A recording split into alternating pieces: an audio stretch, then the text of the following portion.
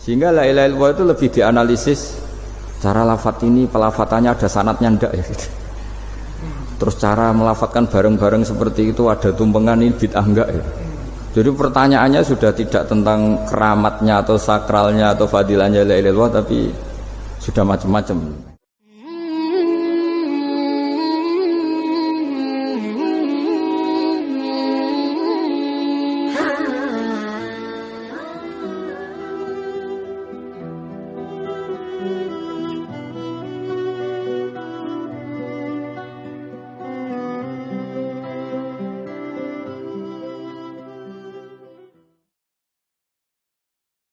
Karena dari awal ini ngaji untuk seneng ya, untuk farhah itu seneng. Tidak tahu saya bacanya Farhatul Aidin wa Falahul Faizin ya Pak Ketua Pak Tamam. Saya cerita sedikit tentang seneng ya, al-farah ya. Dalam Islam seneng itu sudah ibadah. Jadi di antara ibadah terbaik manusia itu seneng. Jadi kalau analoginya kita dikasih rumah teman atau mertua atau guru atau siapa saja, hal paling menjengkelkan itu ya sudah dapat gratisan gerutu itu geremeng. Nah ini kita sudah pakai buminya Allah itu gratis, pakai airnya ya gratis, pakai oksigen ya gratis, kok masih gerutu, itu sudah jadi hamba yang nggak bener itu. Jadi bayangkan kalau kita pakai oksigen bayar, pakai buminya bayar, pakai airnya bayar semua, kayaknya kita tidak mampu membayar, dan kita sama Allah hanya disuruh ikrar, disuruh sujud. Pentingnya ilmu satu, bahwa itu akan menjadikan satu perilaku. Misalnya begini ya, dulu itu kiai-kiai Jawa zaman dulu itu berpatokan, karena dulu pemerintahan Hindia Belanda, saya ulang lagi masih pemerintahan Hindia Belanda. Itu dalil yang sering diutarakan itu, sebaik-baiknya umara itu yang datang ke ulama, terus sejelek-jeleknya ulama itu yang datang ke umara. Tapi semenjak pemerintahan Indonesia dan kemudian ditandai beberapa tokoh kayak Gus Wahid putra Kiai Hasyim jadi Menteri Agama, ada Gus Wahid putra Kiai Wahab juga jadi Menteri Agama, ada Kiai Fatur Rahman keluarga Mbah Maimun, keluarga Sarang juga pernah jadi Menteri Agama. Kemudian bersamaan dengan itu dibangunlah satu pegangan ilmu. Pegangan ilmu ini penting karena ini yang mengilhami semua orang Islam, terutama ya utamanya ulamanya. Ada seorang ustadz, seorang guru ngaji yang karena melihat rata-rata penguasa itu zalim ya, datang ke Harun ar-Rasyid. Ini perlu disemak, datang ke Khalifatullah atau Amirul Mukminin Harun ar-Rasyid. Karena beliau seorang raja tentu terduga lah, atau ya umumnya atau gimana lah istilahnya, itu ya rata-rata ya agak seenaknya, namanya raja, namanya penguasa. Ini dalam pikiran ustadz itu, tidak mesti dalam fakta. Kemudian si ustadz itu matur, ya Amirul Mukminin, inni nasihun lak famusyaddidun alaika fala tajidanna fi nafsika syai'an. Saya ini mau nasihati Anda, kemudian saya cara nasihati itu keras. Tolong jangan dimasukkan hati. Dia bilang famusyaddidun alaika. Saya nanti kalau nasihati itu keras sekali. Tolong dimaklumi karena ini penting, karena Anda harus dinasihati secara keras. Tapi sebelum nasihat itu diutarakan, kata Harun ar-Rasyid, karena beliau Bani Abbas dan beliau orang alim, termasuk muridnya Imam Malik. Kata Harun ar-Rasyid, uskut, kamu diam Ustaz. Inna Allaha ta'ala arsala man huwa khairun minka ila man huwa syarrun minni. Wa ma'adzalika yaqulu Allahu ta'ala faqula lahu qawlan layyinan la'allahu yatadzakkaru aw yakhsha. Jadi ini sekaligus etika dan norma ya bagi semua dai di Indonesia dan semua kita. Wahai Ustadz, kamu diam. Allah Ta'ala itu ngutus orang yang lebih baik ketimbang kamu, yaitu Nabi Musa, ke orang yang lebih jelek ketimbang saya, yaitu ke Fir'aun. Itu saja harus pakai etika, faqula lahu qawlan layyinan. Kamu harus ngomong yang halus. Jadi intinya ini Harun ar-Rasyid komplain. Kamu itu kalau jadi ustadz ngaji kira-kira gitu. Jadi betapa baiknya orang dulu memahami Quran. Jadi Quran itu dibaca, kemudian kita mungkin baca terus jadi cerita, mungkin ada yang baca jadi perilaku, ada yang baca kemudian itu mengilhami, membentuk. Nah kira-kira itulah yang membentuk kiai-kiai alim di NU, di beberapa pesantren maupun orang-orang alim di luar NU. Asal ngajinya dan bacanya seperti kita, pasti seperti itu. Karena cara berpikir tadi sudah. Jadi akhirnya si ustadz tadi keluar dan minta maaf, anta a'lamu minni, ternyata engkau lebih alim ketimbang saya. Jadi kalimat famusyaddidun alika, saya akan keras cara memberi nasihat, itu yang diket, yang dipotong, yang dibatalkan atau yang diralat oleh Khalifatul Harun ar-Rasyid.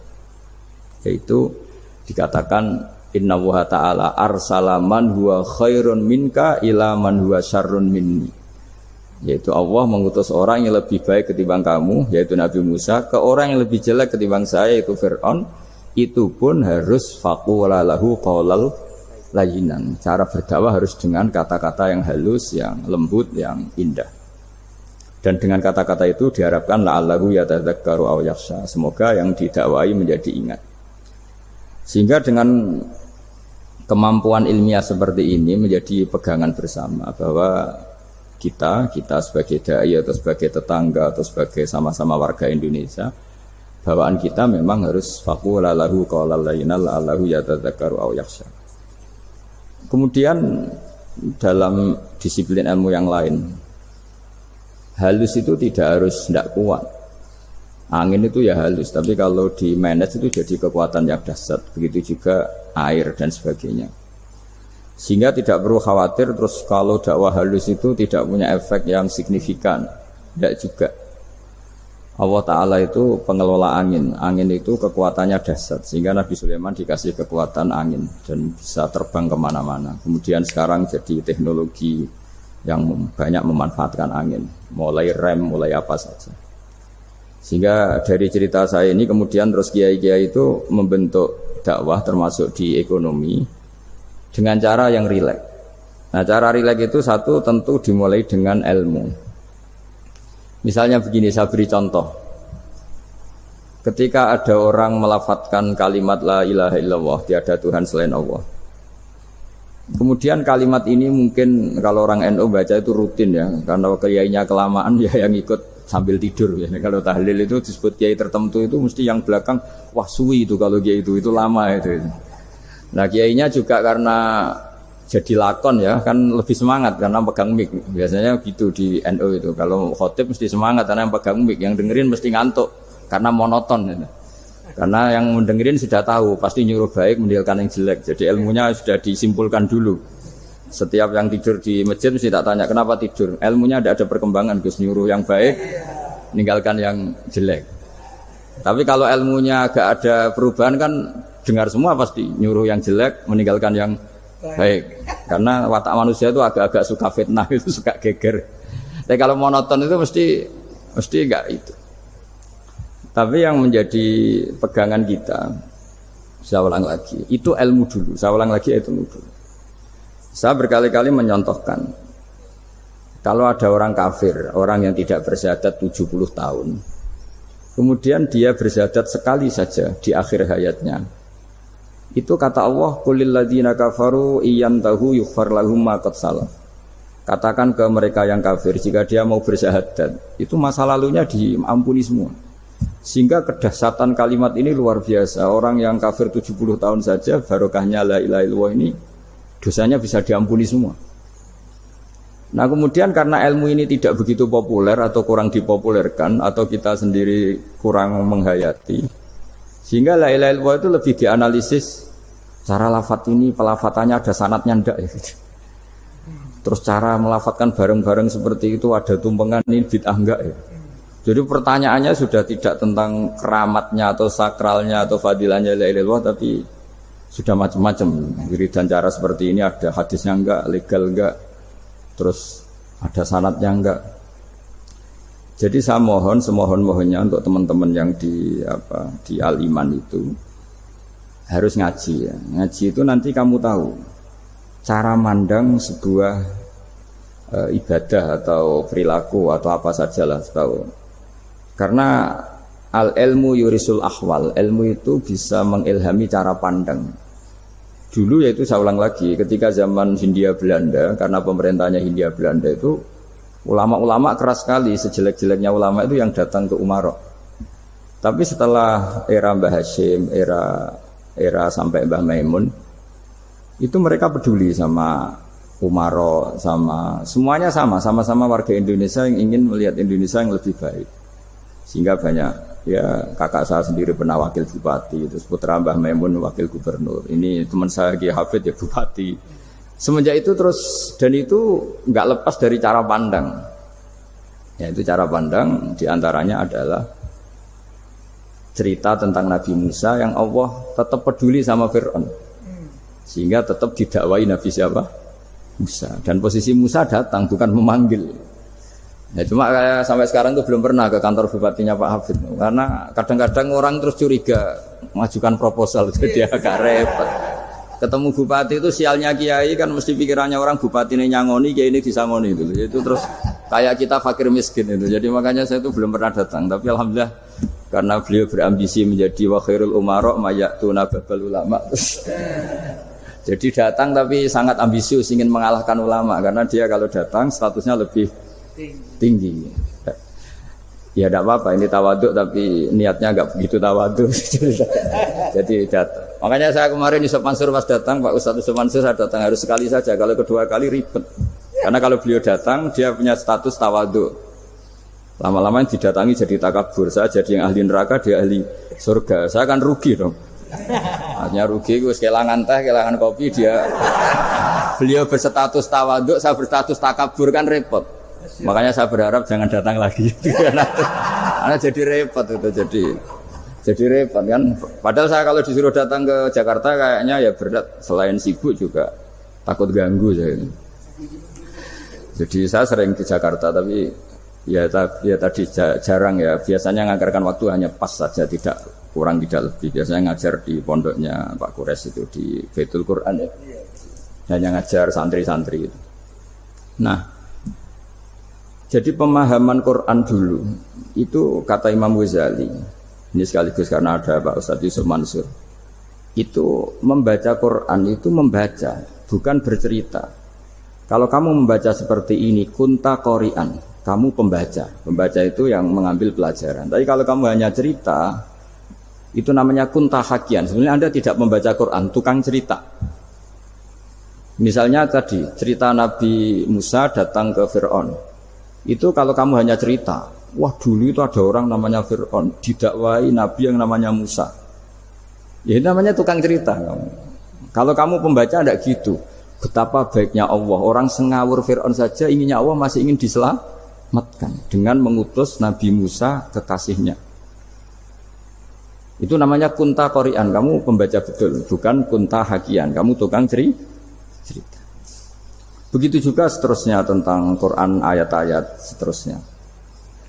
Sehingga yang diharapkan dari pembacaan Quran itu memang kita sebagai ahli baca, ahli mu'tabir ya, ahli yang ngambil pelajaran, bukan tukang apa? Cerita. Sehingga dulu ketika Sayyidina Umar radhiyallahu anhu ketika membuka Baitul Maqdis atau Baitul Muqaddas dan diajak syukuran, pesta-pesta makan itu. Beliau enggak mau. Ketika ditanya kenapa engkau enggak mau, alasannya itu langsung beliau baca Quran. Jadi saya punya sekian contoh. Saya ulang lagi, saya punya sekian contoh.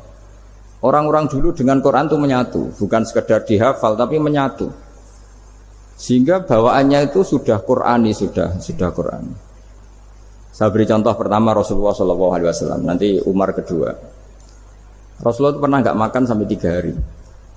Terus ditanya oleh sahabat, lalu kekuatan engkau bisa hidup apa? Terus menghentikan al-aswadani, maksudnya itu tamar dan air, hanya makan kurma dan air. Tapi beliau tidak ketemu roti atau tidak ketemu nasi lah kalau orang Indonesia. Ketika hari ketiga dikasih makan oleh sahabat, dipotongkan kambing, kemudian baru makan 3 lukmah, kira-kira ya 3 asupan nasi, berhenti. Padahal sahabat yang lapar sama dengan Rasulullah itu membayangkan Nabi itu sampai kenyang, sampai apa. Tapi ketika ditanya, seperti ini pun nanti ada hisabnya. Walatus alunna yauma idzin anin naim. Jadi acara makan-makan gini itu nanti ada hisabnya. Nabi nangis. Akhirnya sahabat nggak jadi nerusin makan. Jadi ketakutan orang dulu sama ketika Sayyidina Umar dijak pesta ketika memenangkan Baitul Maqdis itu.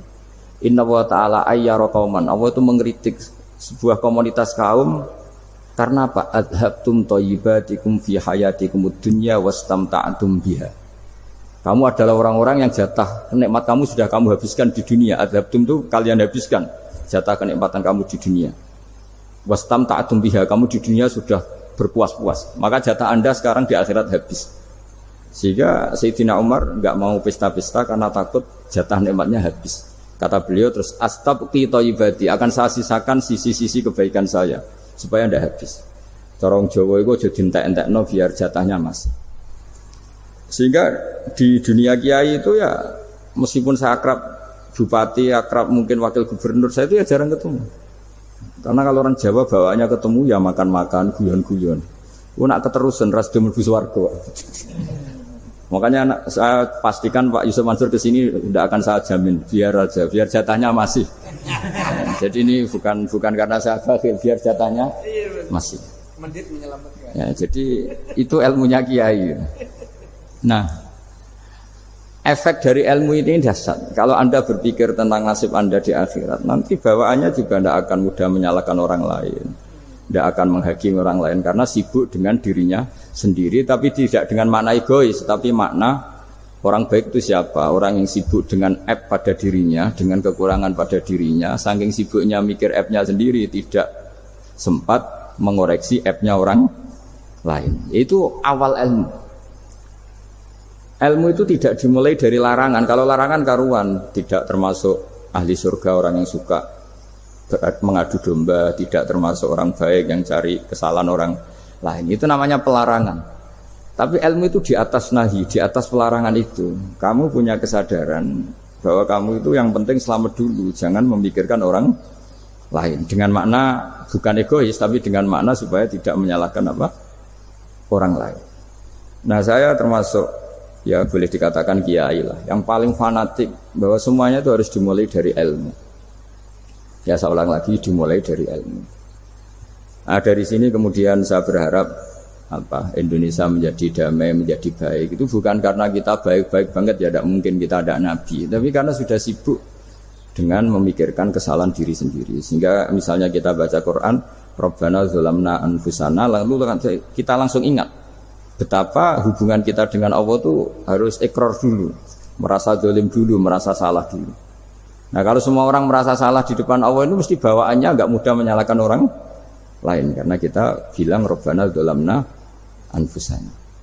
Nah, itulah ilmu-ilmu yang mungkin banyak pembaca Quran tapi hanya baca, atau kalau baca ini tok disebut al-haqi, ahli cerita.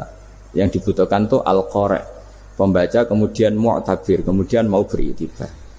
Seperti yang dilakukan tadi Harun Ar-Rasyid tadi. Inna wa ta'ala arsala man huwa khairun minka ila man huwa syarrun minni. Wa ma'adzalika yaqulu wa ta'ala faqula lahu qaulal layyin. Ini kamu tidak usah memaksakan musyaddid keras sama saya, karena Allah Ta'ala telah mengutus orang lebih baik ketimbang kamu, yaitu Nabi Musa, ke orang yang lebih jelek ketimbang saya, yaitu Fir'aun.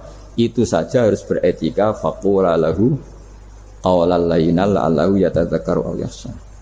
Dan alhamdulillah bawaan kita sebagai orang timur atau orang Jawa itu kalau mau ngandani orang itu halus sekali.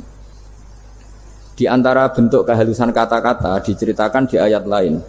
Ketika Nabi Musa ketemu Fir'aun, dawuhnya begini, fakul apa itu yang di juz 30 yang juz di juz 30 ini yang bagian dari, kan tadi hanya fakul lahu qaulal layyinan.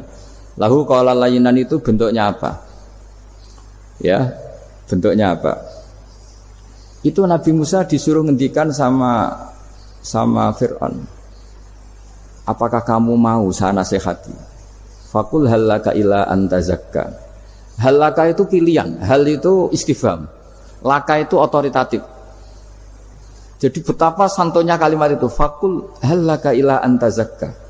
Jadi kalau dimaknani model Pak Hafid, model saya ngaji di sarang itu, halaka ana ta iku kedue sira berhak bagi kamu, berhak bagi Anda, apakah Anda berhak loh mendapat nasihat supaya Anda jadi orang yang lebih baik.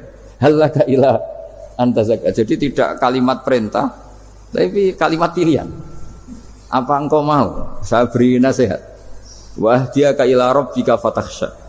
Dan saya beritahu kamu tentang Tuhan dan kemudian kamu menjadi orang yang baik, fatakhsha, orang yang punya khasyah, punya. Jadi kayak apa kalimatnya itu? Napa jenengan kersa? Itu kalau orang Jogja, orang-orang daerah-daerah yang pernah nyuguhi tamu itu kan ayo makan-makan, itu kan kayak tamunya itu kelaparan. Masa Pak Yusuf Mansur kelaparan? Tidak mungkin kan. Masa Ustaz terkenal kelaparan kan tidak mungkin itu. Monggo, nopo jenengan ngersakno. Karena bisa saja tamunya itu tidak kerso, mungkin karena darah tinggi, mungkin karena takut dianggap fakir miskin, macam-macam kan orang tidak. Itu kalimatnya itu halaka ila anta zakka.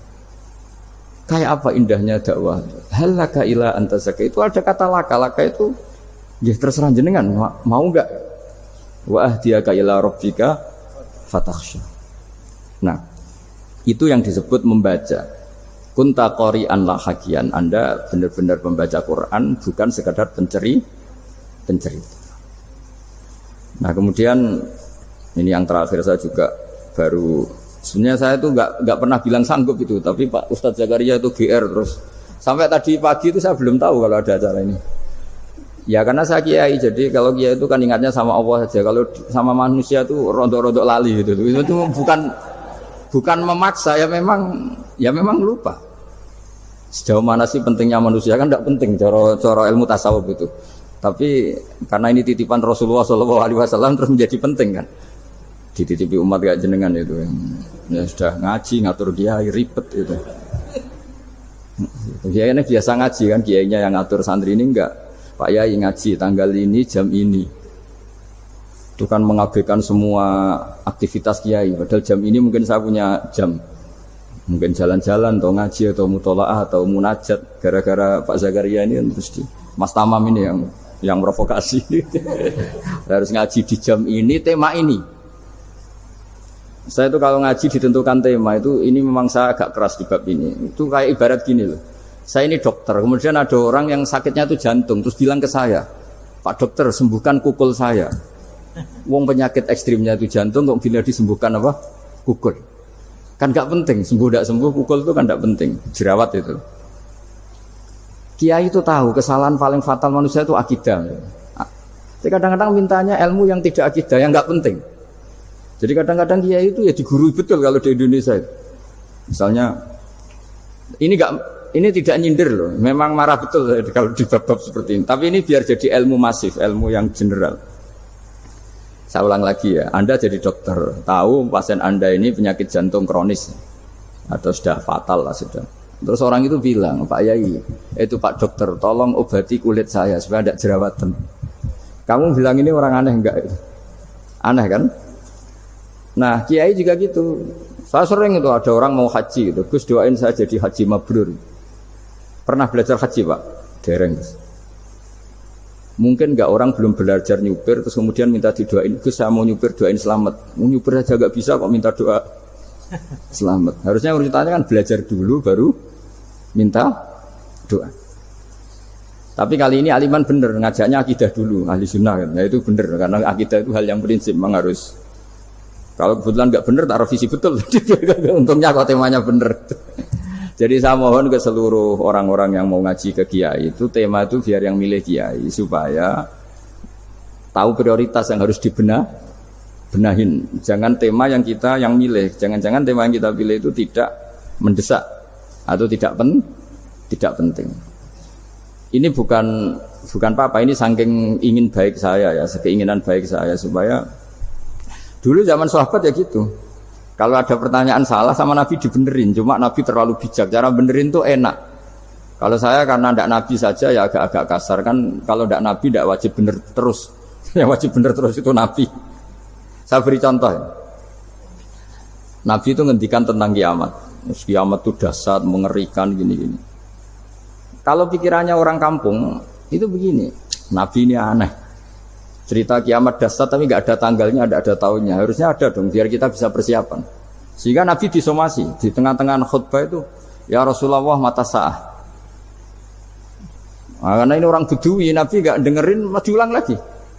Mata sa'ah ya Rasulullah. Ketika Nabi mengabaikan itu ada dua kelompok sahabat, yang satu bilang lam yasma, Nabi tidak dengar sehingga mengabaikan. Yang kedua bilang sami'a wa kariha, Nabi sebenarnya mendengar tapi tidak berkenan. Tapi diulang lagi ketiganya, ya Rasulullah mata sa'ah. Akhirnya Nabi jawab, mau tidak mau, karena kalau enggak ya dia, namanya orang Bedui ngomong terus.